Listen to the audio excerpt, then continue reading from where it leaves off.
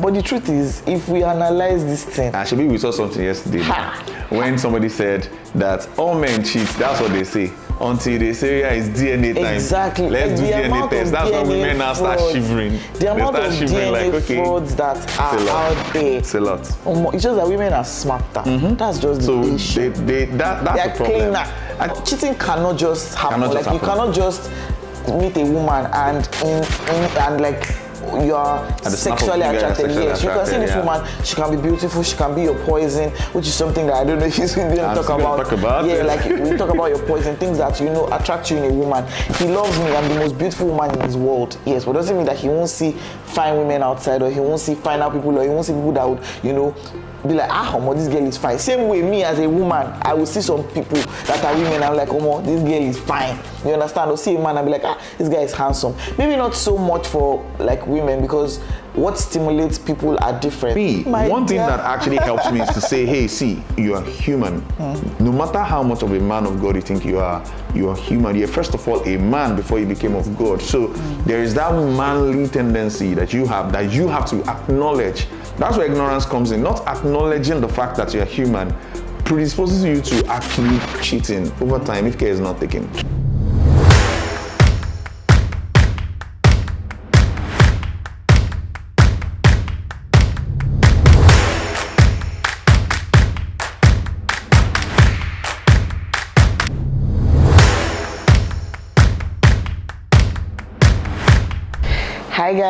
Hi guys. Welcome back to our channel. Feels so great coming back actually. Welcome back. A while. Well, has it really been a while? Just a little bit of while. A little bit of a while. Because you went on a missionary journey. Yes, I did. And thank God, I'm glad to be back on this side of. Let's be clear about this missionary journey, please. She didn't go to any village or country outside Nigeria. I went to the ends of the earth and returned came back safely. Thank God. Why are we speaking in parables? All right, yeah, so you guys are welcome back. Thanks for subscribing to our channel. Thank you for the comments, for the shares. For sharing. We really, really appreciate your views. We appreciate you believing in us and watching our videos and, sharing. Yeah. Thank you so much. Yes. Thank you so much. We're grateful. So let's go straight to the point. What topic do we have this morning? Okay, so we're talking about, there's this thing online, not even just online. You hear it, you've been hearing it for generations. You hear our parents, we hear our grandfathers, our aunties, our uncles, even teachers, even pastors sometimes, or spiritual leaders, or where people get some form of inspiration from. Hear people say things like, all men cheat. The sooner you accept that a man cheats, the better for you. It's better that you understand that your man comes back home and he loves you. And every time I hear this all men cheat, what comes to my mind is all men can cheat, yes. All women can also cheat. Cheating is a human tendency. They're not cheating with animals, they're cheating with human beings. Cheating with human beings. It's just the same way everybody can steal. Anybody can have the ability to steal. Anybody can drink gutter water. Anybody can do anything they want to do. Yeah. But does that mean that it is beyond your control? Is it beyond your control? Can you be so hungry and see people and say, because I'm so hungry, the congeal of hunger caught me so much, I had to eat that shit. Or eat maggot. If it's not an option for you, if it's not something that you're considering, you won't do it. So we're talking about how to, avoid cheating and stay faithful to your spouse. Yeah. How to build boundaries around your marriage and stay faithful to your spouse. How to cheat-proof your relationship. Fantastic topic. How to cheat-proof your relationship. All right, great. So let's get started. I want to talk about cheating and all that. People always even look at men more. But the truth is, if we analyze this thing. Actually, we saw something yesterday when somebody said that all men cheat. That's what they say. Until they say, yeah, it's DNA time. Exactly. Let's do DNA test. That's when women now start shivering. The amount of DNA frauds that are out there. It's a lot. It's just that women are smarter. That's just the issue. That's the problem. Cleaner. I think we should that stereotype should change to humans cheat. Men cheat, women cheat. It's not a man or woman thing actually. Because first of all, who are the men cheating with? Exactly. They're not cheating with animals. Only very few people who are with cheaters don't know that those people they are with are in relationships. So you can't blame it on men to say men cheat. Yeah, exactly. So I mean, human beings cheat. Very simple. We've talked about that in some other videos before. I think what we really want to dwell on today is how do you stay faithful with your spouse? How do you put boundaries and walls in place to stay faithful with your spouse? And I think we'll explore that a lot by maybe giving some examples, talking about life stories and all that. So I think I would start with this story about myself and how, not maybe a story, like maybe like an example of how I've been able to protect myself and stay faithful I think the first to my spouse. thing, sorry, just before you say that, I think the first thing, now this is not, just doing this will not prevent you from, or might not prevent you from falling or from cheating at all, but it's the first line of action. I think it's to make up your mind that you don't want to cheat, because many people, you know, already believe it is possible exactly, that you won't cheat. Believe it's possible that you don't have to cheat. Not all people can cheat. That's the first thing. Yeah. Because if you don't believe it, then it's an option. It's open. There's a part of you that is okay. It can happen. It can happen. It can happen. And when you live like that, I mean, it's only a matter of time. Yeah, exactly. I mean, if you don't mentally set a boundary for yourself to say, hey, it's not an option. It's not an option. Just like what you were saying earlier on about you won't be hungry and you say you're going to eat maggot. Exactly. Maggot, there's a boundary subconsciously in your head to say, hey, maggot is not food, so I'm not going to touch it, right? Exactly. So somebody outside my marriage is not the right person to have sex with, so I'm not going to do it. Very simple. But as simple as it sounds, can be very complicated too. Yeah. And that's the complication, the complex thing we're trying to now demystify on this podcast, to say, how do you set boundaries? So maybe the first question we should ask ourselves is, how do we set boundaries for ourselves in marriage to stay faithful to each other? We've been married for 9 years now, or thereabout. Okay, by December it will be 9 years, right? 9 years. It's almost 9 years. And then we've been together since 2012 years. 2012 or 2013? 2013. That's 12 years now.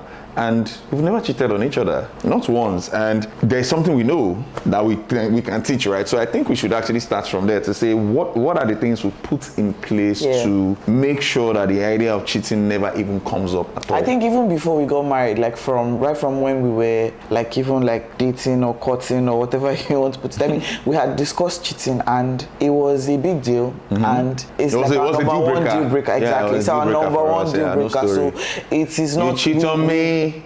Pew. Like this.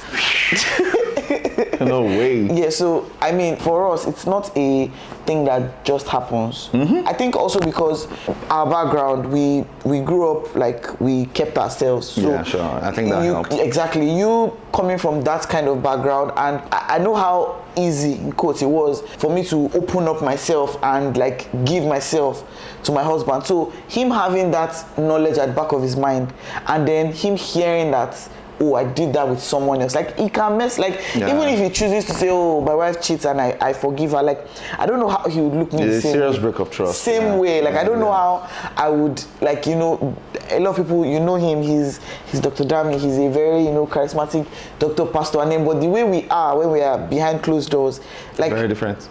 It's very different, and I'm just imagining him, like, being that way with someone else. Like, I don't think my brain it's like a journey of no return. You understand? Yeah, it's like so, almost like for you to get to this point. For you to get to this point, exactly. So we don't believe in, especially because of how we are wired. Now this is us talking, sharing how we keep our boundaries, especially because of how we're wired. Like, we are friendly, but we don't just like open up our core like that. People like that. Yeah. So for cheating cannot just happen. You cannot just meet a woman and you are sexually attracted. Yes, you can see this woman. She can be beautiful. She can be your poison, which is something that I don't know if you didn't talk about. Yeah, like we talk about your poison, things that you know attract you in a woman.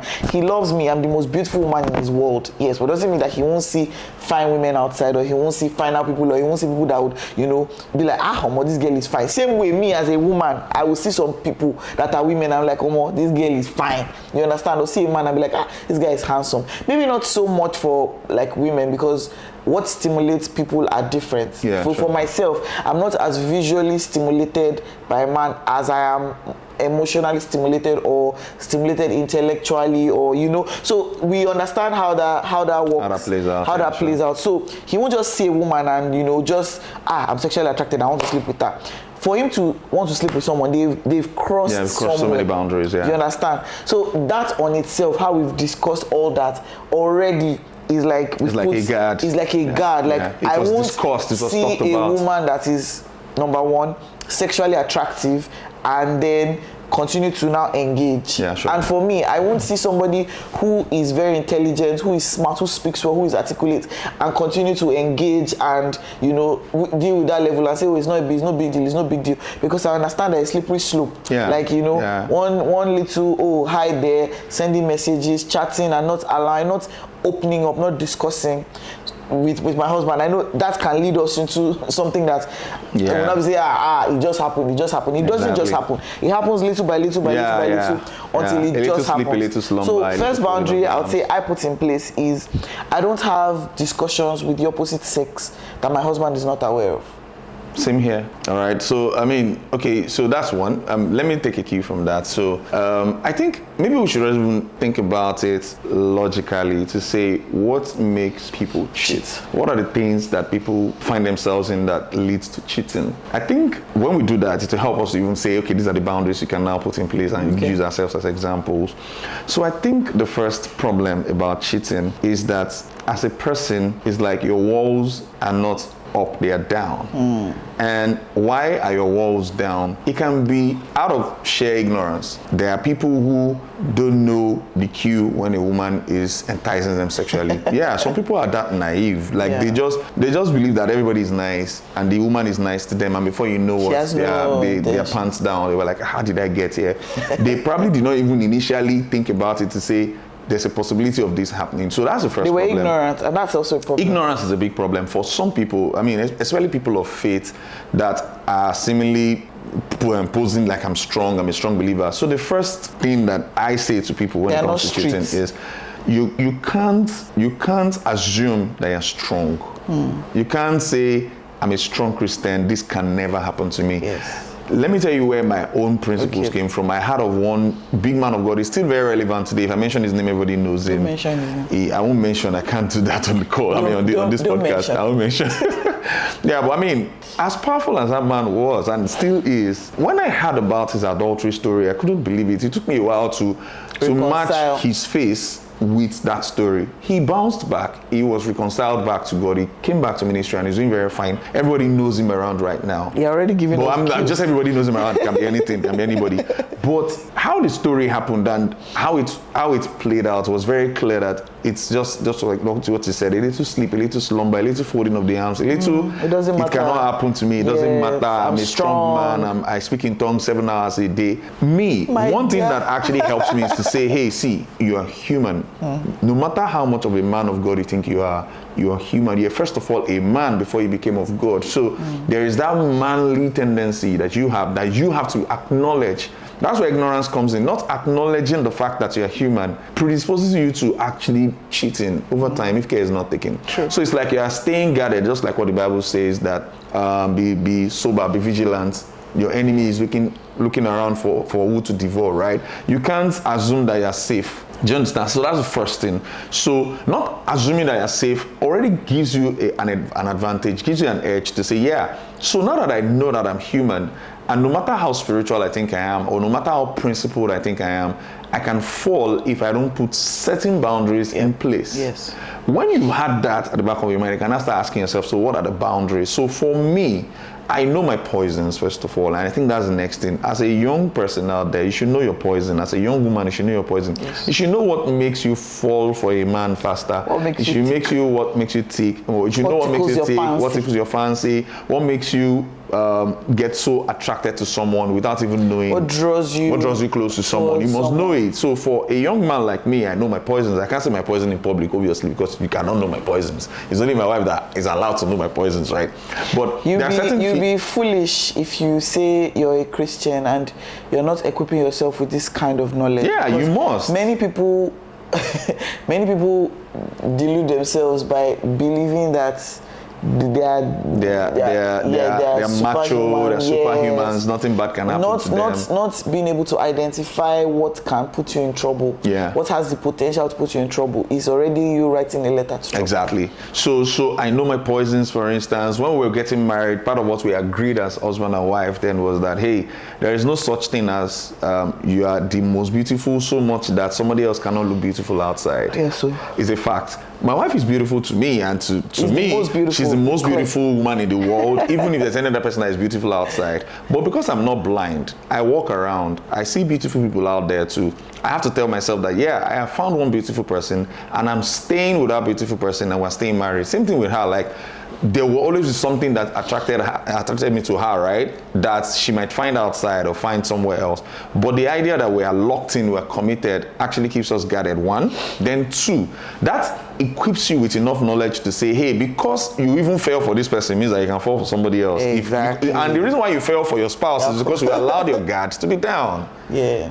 I know how I met my wife, how guarded my wife was when I met my wife, and how much she's unguarded with me right now. Do you understand? But she had to let down that guard. So that guard has to be up for every other person, because you know that only one person should have that guard down in your life. So that helps you also. Knowing your poison, being clear that, okay, you are not infallible, you can fall at any point in time. Then also setting boundaries. So for instance, as a young man, if I see anybody that looks like poison around me, if I have layers or boundaries that I set mental boundaries, first of all, like this is a no-go area. We can't be friends. Even if we're friends, it has to be like you are mutually a friend with my wife. Yeah. Even if it's going to happen, maybe ministry brings us together, business brings us together, relationship out there brings us together.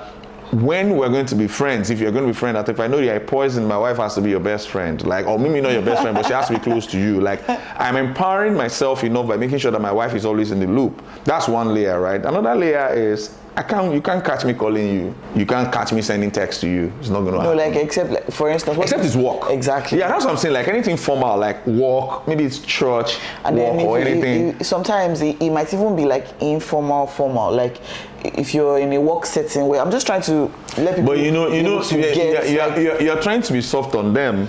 Yeah. But you know your husband is not that soft. Yes. You know what I'm saying? Like if you're in like an informal, formal work setting, for instance, if the culture of where you work is informal, and you have to work with someone. Yeah, like but there's no way you're even going to work in a place that there won't be any form of informality. Exactly. It has to be there now, definitely. If you're in a workplace, you can't say, I've given you the file you want me to give you, and I'm going. That's being immature, right? Here you go. Bye. Yeah, that's being immature. Money. Well, what I'm saying is, like, you see, human beings know when flirting starts. True. Human beings know when if you want to you're crossing boundaries. There's not going to deceive yourself.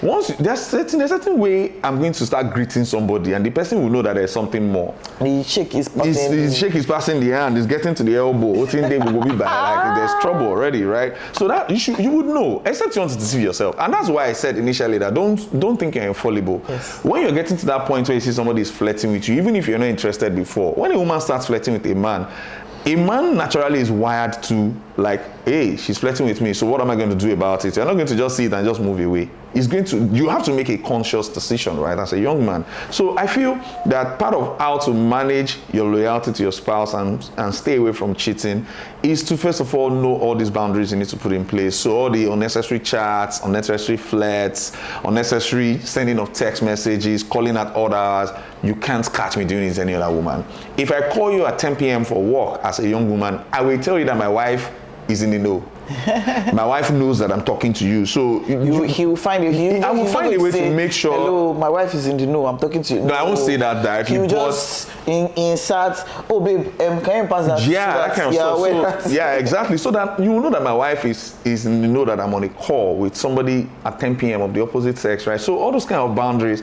Yeah, it might look harsh. It might look very like, hey, you don't even trust yourself. Are you sure you're even able to trust yourself like this? But the reality is, hey, if you know what you really are going to lose if you don't stay faithful to your spouse. You will keep it with everything that you have. He's a go-go student. You know those people that are over-prepared. That like, okay, when they say, okay, well, this is where you're supposed to read, area of concentration. He doesn't believe in that. So may I even do up to 2 FA, like up to 2 FA, like plenty kind of guy that backup plans. This is the gutter here, and you're like, okay, let me just walk on the edge of the gutter small. It's fun. That's why no, the gutter must be far. It must be far. I'm not being close. And then guess what? Where it's coming guess from. what? When I was a teenager, in all areas of his exactly. life. He's a go-go.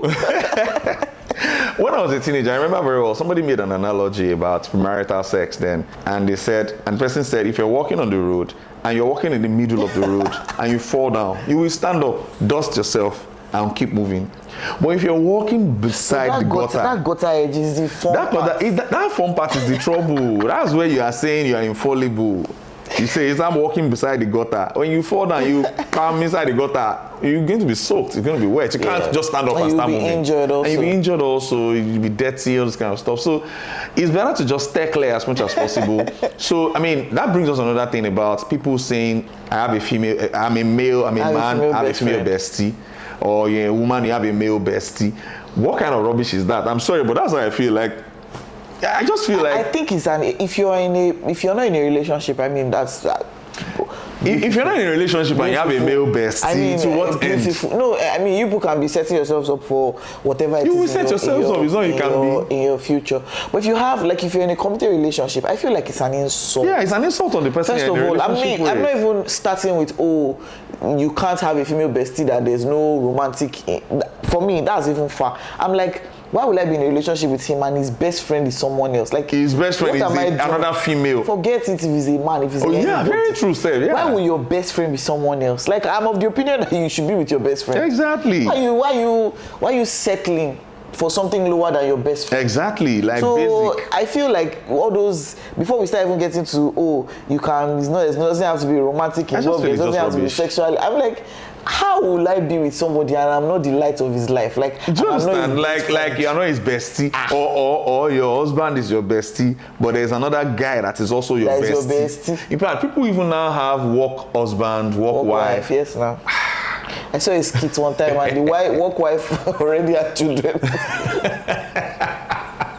The work wife had children, and then the wife met her, and then had children for the man, right? Yeah, so they met. Like, the wife came with the husband to work, and then the work wife came. I was like, oh, okay, this is my work wife, and the wife said, oh, hi, and then the work wife came and kissed the man, and the wife is like, and then the work wife said, oh, Junior is here. This must be a fiction. It was a skit. And it said Junior is here, and the wife was like, And then the work wife said, okay, I'll see you upstairs, like, at work. And the wife was like, I don't understand what's going on. I said, I told you now that we were doing marriage. She said, hey, I thought you were joking, like, work wife. What's the meaning of it? He said, I told you now, it's my work wife. So imagine having a work wife. Like, I'm not wife enough for you.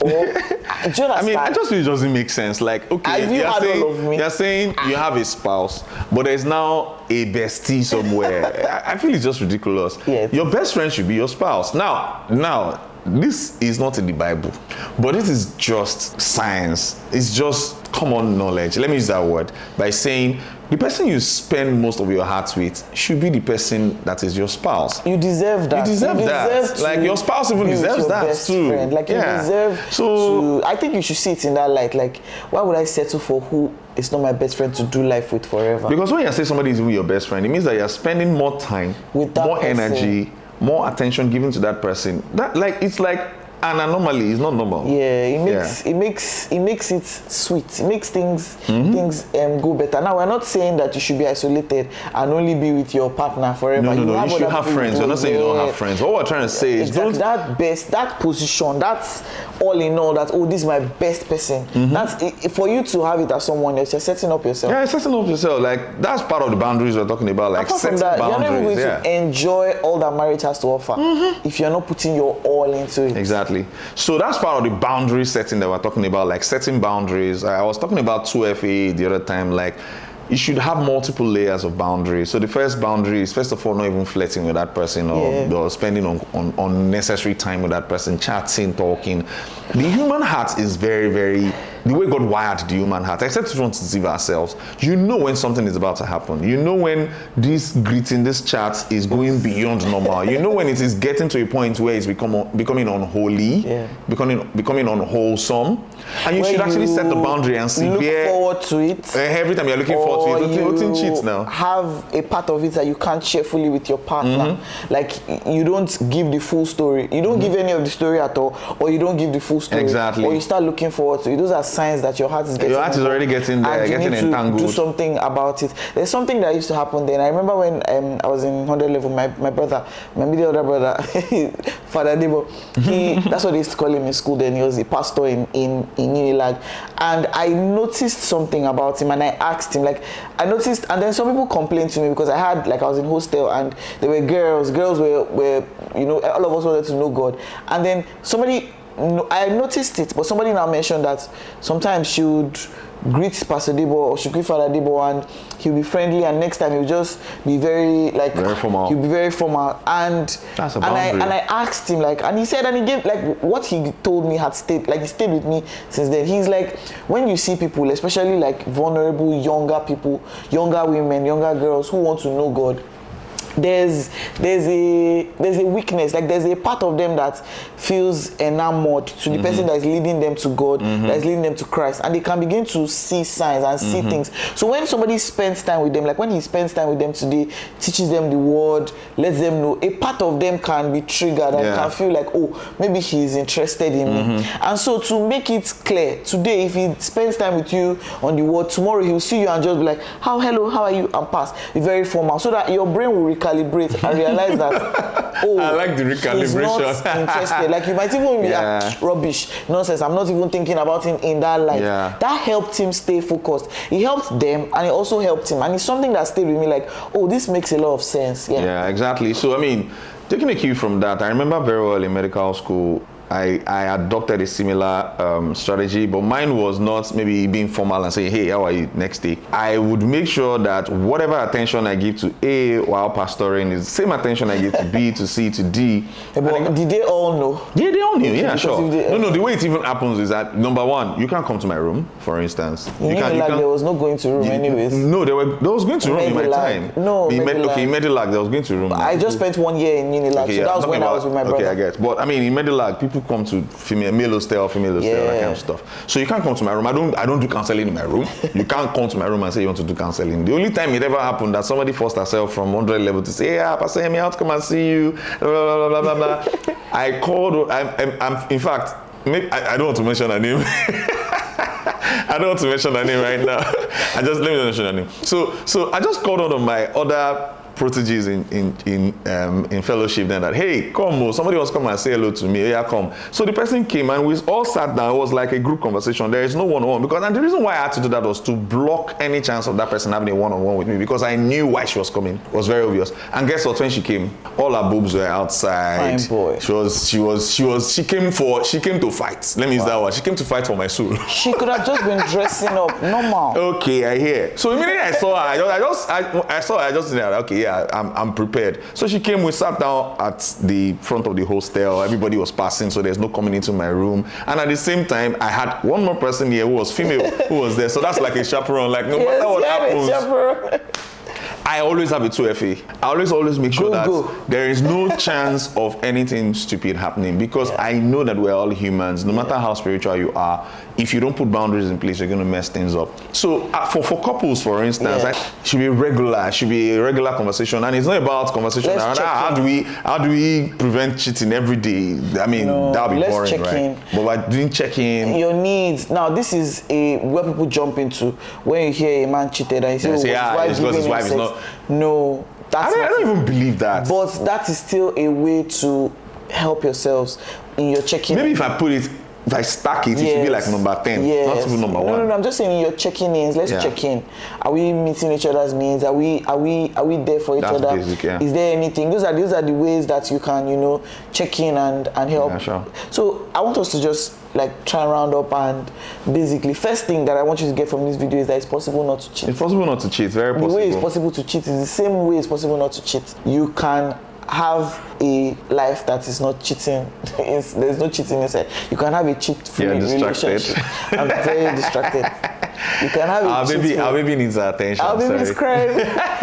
You can have a cheat-free relationship, and it's very possible. Yeah, very, very possible. So let me round off by saying this: put boundaries in place. Okay, that's not the first thing. First thing first is know that you're human and you're not infallible. Yes. 2, know your poisons.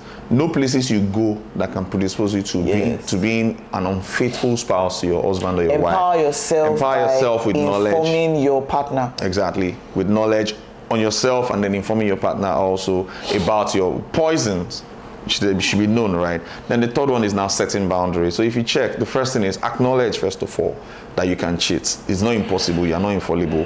Know your poisons, and then set boundaries. The boundaries can be no calls at such as chats that are going beyond this thing my spouse must know, or anything that has to do with making sure that you if you don't want to talk to somebody, there's a way you know how to put boundaries. Go beyond the you know how to put boundaries. And most importantly also, you also need to understand that because you're not infallible, you might not actually go out of your way to cheat. All these things we discussed is technically more or less like defense. The offense part of it is you even make sure that your principles are well known to everybody that actually meets with you. Like you're clear to people that you're not that kind of person, so don't even bring it close to me. There are certain conversations that people will start having around you that once you move and your position changes, they know that, okay, this person is not interested in this kind of conversation. You can't be listening to men who are cheating and you're giggling and you're laughing and you don't think that cheating is going to come your way soon too. I mean, it's just a matter of time. So being principled, being clear about what you want for your life makes it easy for you to actually manage it. I hope we've been able to help with this few points of ours. There's so much to say, but leave your questions in the comments, and then we'll deal with it. If we need to have a part 2 on this cheating, because I know cheating is broad. We didn't deal with cheating. We dealt with you as a person. Choosing not to cheat. Exactly. So like, share, subscribe, leave a comment, share the video. Thank you very much for listening. See you in our next video. And then please book a session if you need clarity in your relationship or counseling. We do an amazing job doing that. All right. Thank you very much. God bless you. Bye. Bye.